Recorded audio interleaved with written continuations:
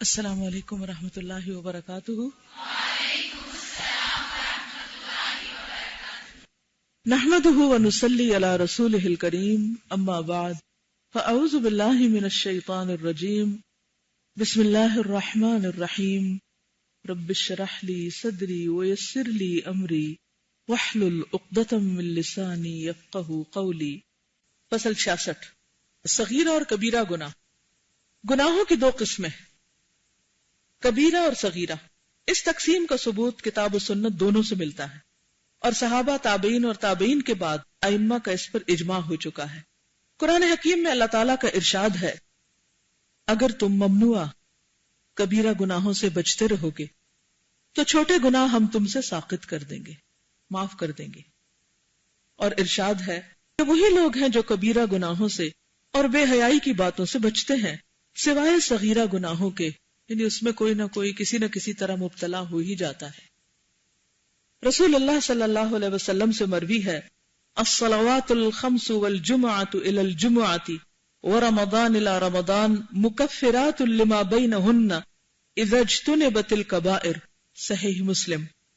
5 وقت کی نمازیں اور ایک جمعہ اگلے جمعے تک اور ایک رمضان اگلے رمضان تک درمیانی عرصے کے گناہوں کا کفارہ کر دیتا ہے، بشرطے کہ تم کبیرہ گناہوں سے بچتے رہو۔ کفارہ کرنے والے اعمال 3 درجے کے ہیں، یعنی کون کون سے کام ایسے ہیں جن سے گناہوں کا کفارہ ہوتا رہتا ہے، جاننا چاہیں گے؟ وہ کیوں؟ تاکہ ہمارے گناہ صاف ہو جائیں ہم سے۔ اول یہ کہ کفارہ کرنے والے اعمال ضعیف اور کمزور ہوں، چھوٹے چھوٹے ہوں، ان اعمال میں اخلاص کم ہو، یا ان اعمال کے حقوق اور متعلقات کما حق پورے نہ کیے جائیں، یعنی یا تو گناہ ہے ہی چھوٹا، یا پھر یہ کہ نیکی کا حق ادا نہیں کیا، ایکسیلنس کے لیول پہ کام نہیں کیا، یا پھر کسی بھی کام کا پورا حق نہیں دیا، تو وہ پھر جو حق میں کمی رہ جاتی ہے وہ پھر صغیرہ میں آ جاتی ہے۔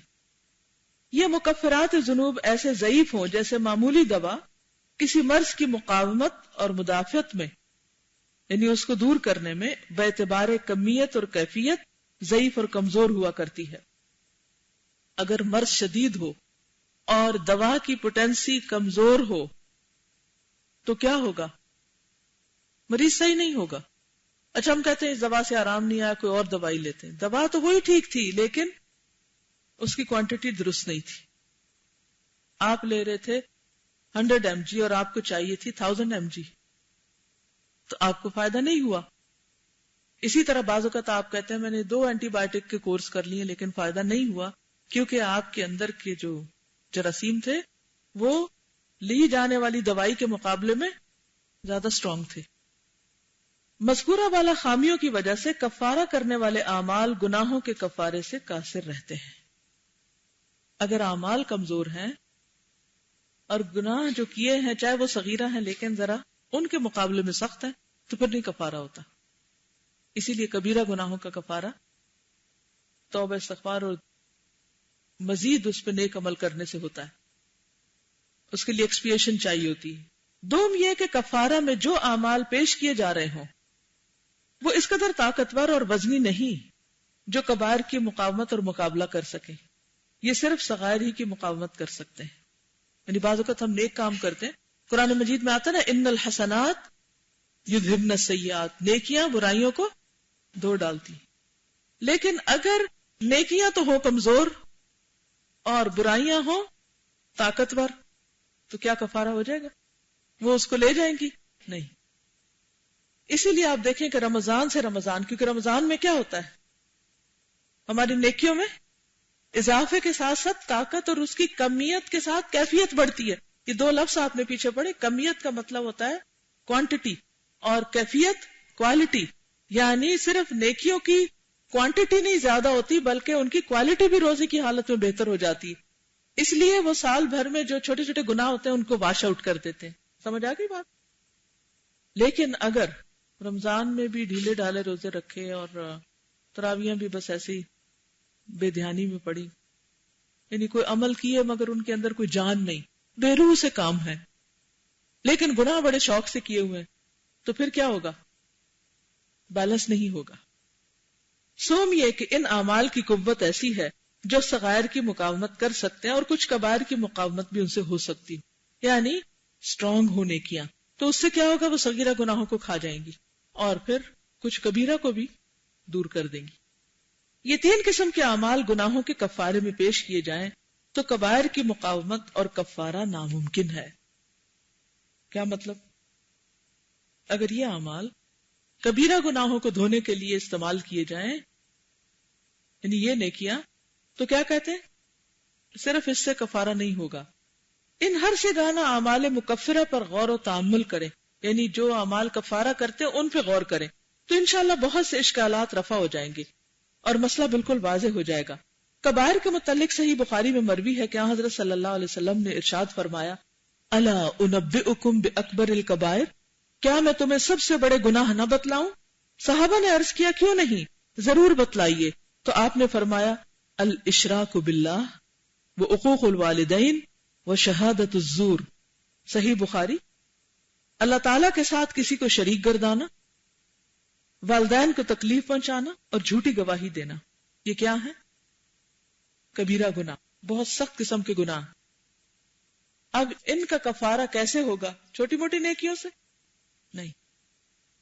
صحیح بخاری میں مروی ہے، اجتنبوا السبع الموبقات، 7 بڑے گناہوں سے اجتناب کرتے رہو جو ہلاک کرنے والے، موبق ہلاک کرنے والے۔ وہ 7 گناہ کون کون سے ہیں؟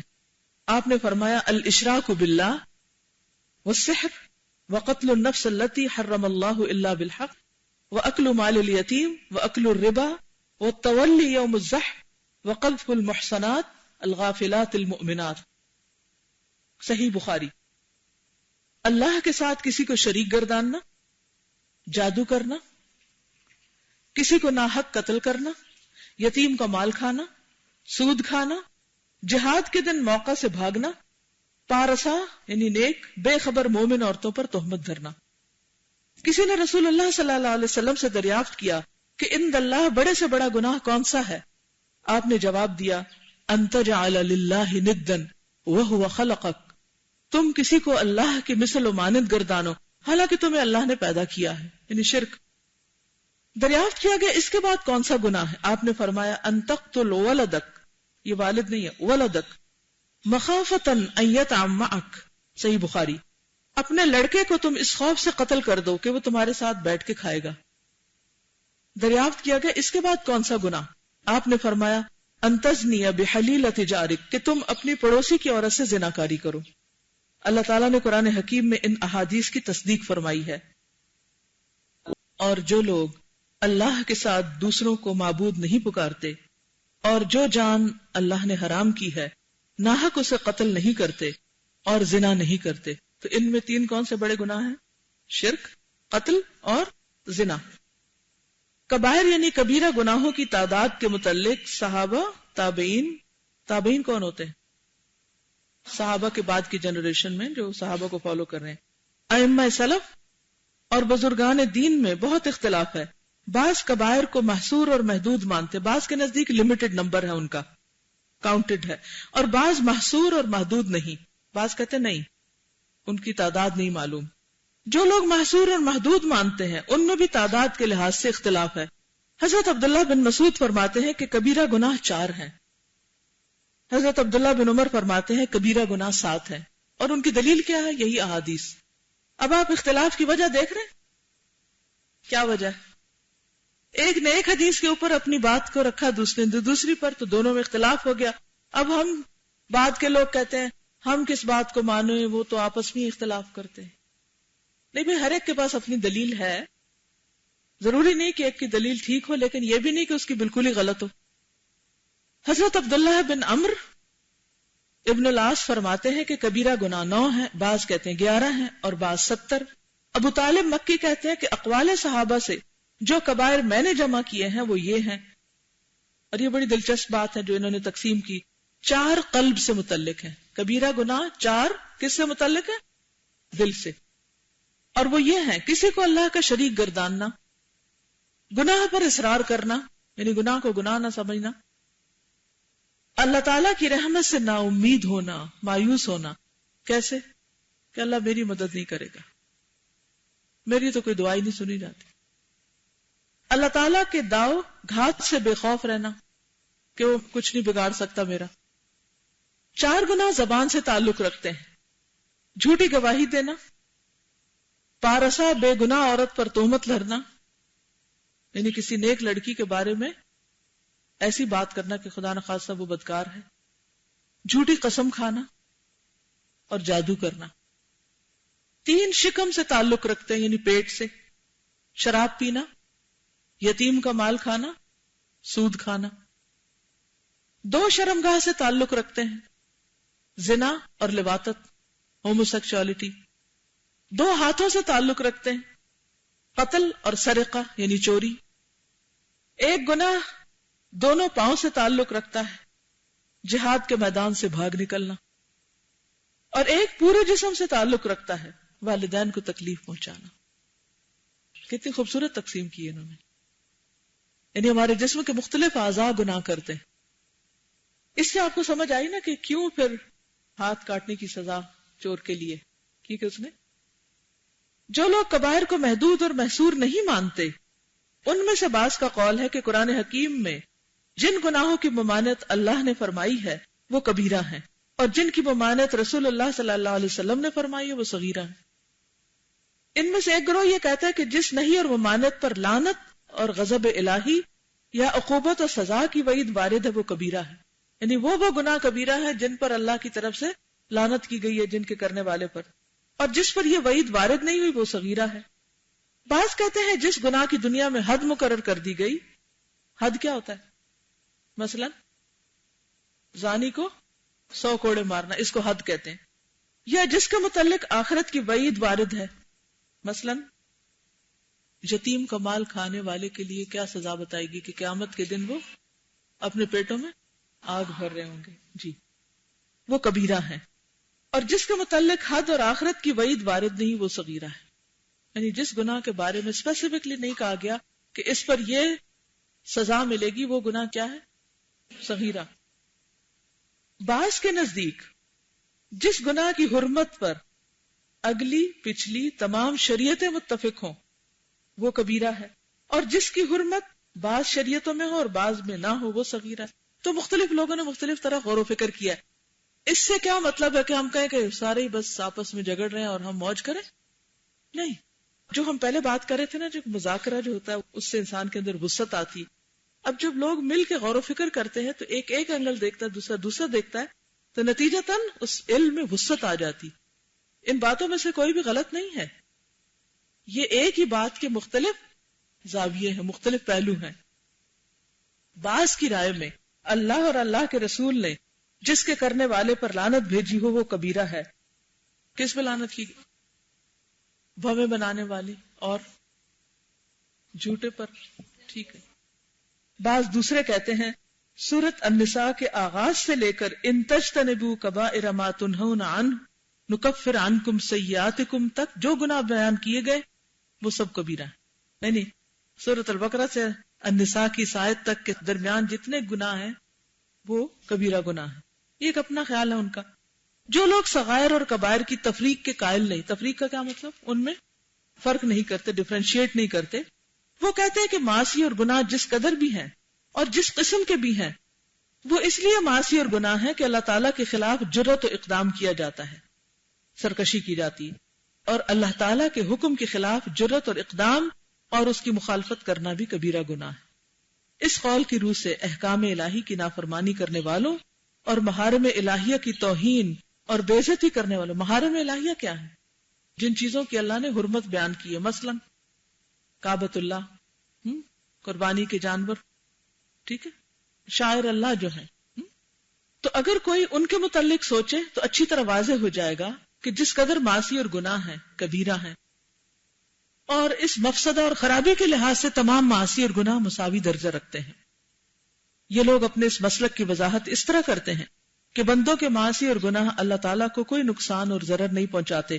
بندوں کے گناہ اللہ تعالیٰ کی ذات پر کسی قسم کا اثر نہیں ڈالتے، اس لیے اس کی ذات کی طرف نسبت کرنے میں صغائر و کبائر یکساں حیثیت رکھتے ہیں. کیا کچھ لوگوں کے پاس کتاب نہیں کہ وہ ادھر ادھر دیکھتے، یا تھک گئے، یا سمجھ نہیں آ رہی؟ پھر جب میں پڑھتی ہوں نا تو پھر آپ نیچے دیکھا کریں تاکہ سننے کے ساتھ آنکھیں بھی جب آپ کی دیکھ رہی ہوں گی ٹیکسٹ کو تو آپ کے علم میں مزید پختگی آئے گی.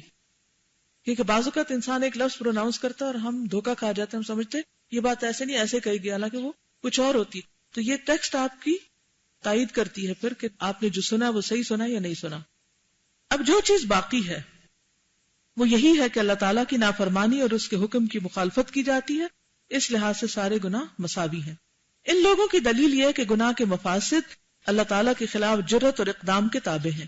جس قسم کی جرت اور اقدام ہوگا اسی قسم کے مفاسد ہوں گے. جتنا بڑا گناہ ہوگا اتنی بڑی خرابی.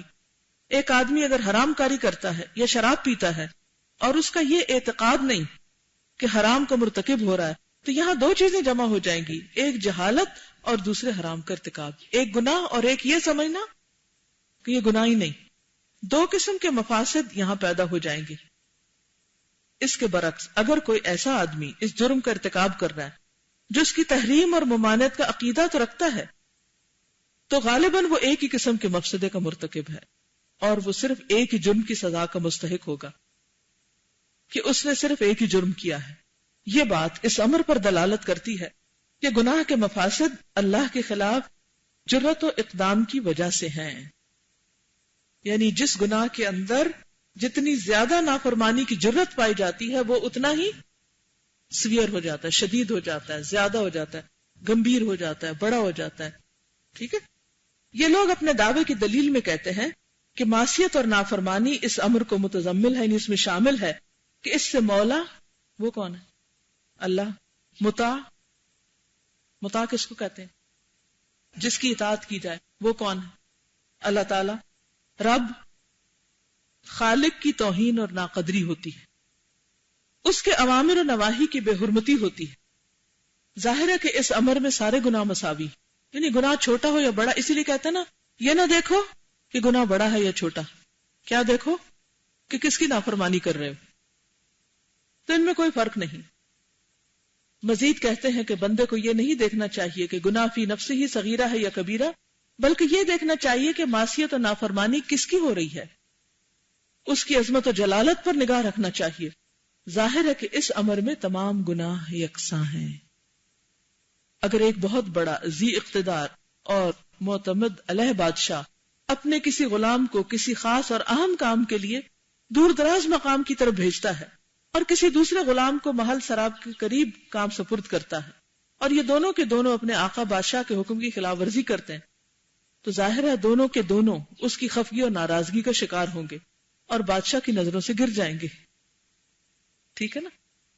یعنی بادشاہ نے اگر کسی کو چھوٹے کام کے لیے بھیجا یا دوسرے کو بڑے کے لیے، دونوں نافرمانی کر کے آئے، تو اب وہ یہ نہیں کہیں گے تم سے میں زیادہ ناراض ہوں کیونکہ تمہیں تو بڑے کام کے لیے بھیجا تھا اور تم سے کم ناراض ہوں. نہیں، ہو سکتا ہے کہ چھوٹا زیادہ ناراضگی کا ذریعہ بنے.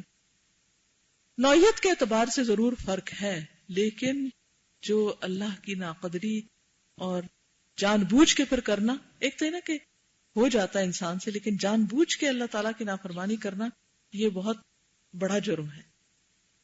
یعنی ہوں گے پھسلیں گے آپ بار بار کوشش کے باوجود، پریکٹس کے باوجود، لیکن یہ چیز ختم ہو جانی چاہیے کہ جان بوجھ کے انسان کرے اور اس پہ کر کے اصرار کرے اور پھر راضی ہو جائے اور کہے کہ کوئی نہیں، یہ تو سبھی کرتے ہیں، میں نے کر لیا تو کیا ہوا. یہ لوگ کہتے ہیں کہ مکہ کا والی حج ترک کر دے اور ایک مسجد کا پڑوسی نماز جمعہ ترک کر دے. ان اشخاص کی قباحت اور گناہ ان افراد سے کہیں زیادہ ہے جو مکہ سے اور مسجد سے دور ہیں. ٹھیک ہے نا. اور حج اور جمعہ ترک کر دیتے ہیں. قریب رہنے والے پر حج اور جمعہ کا وجوب زیادہ قوی ہے بنسبت دور رہنے والے کے. تو ظاہر ہے نوعیت میں تو فرق ہے، انٹینسٹی فرق ہے دونوں کی، لیکن جرم تو دونوں نے ہی کیا ہے. اب یہ نہیں کہہ سکتے کہ جو دور ہے مسجد سے اس کو گناہ نہیں ہوگا، لیکن جو قریب ہے اس کا زیادہ ہوگا. مگر ایک چیز میں دونوں برابر ہیں، اور وہ کون سی چیز؟ نافرمانی. اس کی پکڑ اتنی زیادہ ہے. ابلیس پر اللہ تعالیٰ کیوں زیادہ ناراض ہوئے تھے؟ کیونکہ اس کے پاس علم تھا اور وہ عبادت گزار زیادہ تھا، اور پھر اصرار کیا تھا اس نے. اصل بات یہ، ایک شخص کے پاس 200 درہم اور وہ ان کی زکوٰۃ نہیں دیتا، دوسرے کے پاس 2000 ہیں اور وہ بھی زکوٰۃ ادا نہیں کرتا. ان دو پر زکوٰۃ کی جو رقم واجب ہوئی ہے وہ برابر نہیں. 200 درہم والے پر کم مقدار واجب ہے اور 2000 والے پر زیادہ. لیکن واجب کی خلاف ورزی اور خلاف ورزی کی عقوبت میں دونوں مساوی ہیں. مکہ کا باشندہ اور مکہ سے دور رہنے والا، مسجد کا پڑوسی اور مسجد سے دور رہنے والا، 200 درہم کی زکوٰۃ نہ دینے والا اور 2000 کی زکوٰۃ نہ دینے والا واجب کی خلاف ورزی کے لحاظ سے برابر ہیں، اور خلاف ورزی کے اصرار پر دونوں مساوی سزا کے حقدار ہیں. ہاں اگر کوئی توبہ کر لیتا تو وہ الگ بات ہے. بعض اوقات ہم کہتے ہیں نا ہماری تو مجبوری ہے ایسا کرنا، اس لیے ہم یہ کر رہے ہیں، تو وہ مجبوری ہم خود ہی بنا لیتے ہیں. سبحانک اللہم و بحمدک نشہد ان لا الہ الا انت نستغفرک و نتوب الیک. السلام علیکم و رحمۃ اللہ وبرکاتہ.